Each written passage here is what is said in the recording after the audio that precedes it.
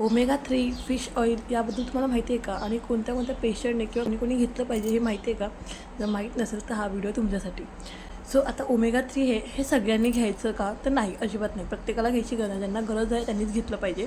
जसं की ओमेगा 3 हे काय एक्झॅक्टली हेल्दी फॅट आहे, जे की आपल्या हार्टला, ब्रेनला आणि हॉर्मोन्ससाठी खूप जास्त इम्पॉर्टंट आहे. ठीक आहे. आता याचा फायदा कोणाकोणाला आहे? जे हार्ट पेशंट आहेत त्यांच्यासाठी, म्हणजे ज्यांना कोलेस्ट्रॉल आणि ट्रायग्लिसराईड कंट्रोल करण्यासाठी मदत करतं.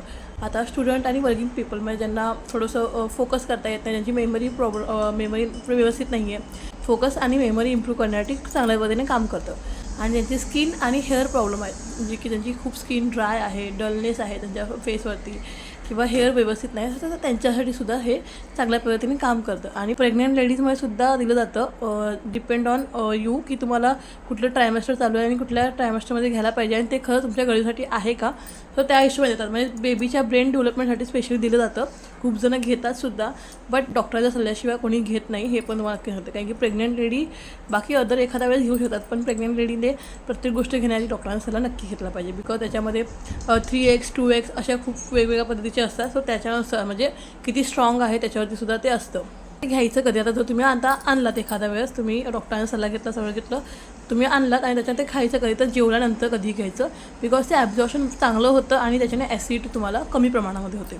कोणी घेऊ नये तर सगळ्यांनी ब्लाइंडली घेऊ नये, हे मी तुम्हाला आधी सांगितलं आहे.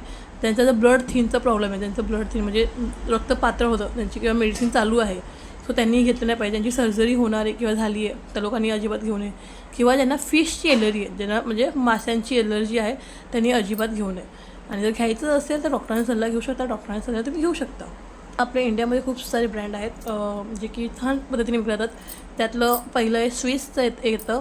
तुम्हाला मी ते फोटो दाखवीन. स्विसचं एक, हेल्थ एडचं एक आहे, प्युअर न्यूट्रिशनचं सुद्धा आहे, वावचं आहे, GNCचं आहे, आणि 7 Seasचं सर्वात स्वस्त आणि मस्त असंही म्हणेल, म्हणजे सर्वात स्वस्त आहे.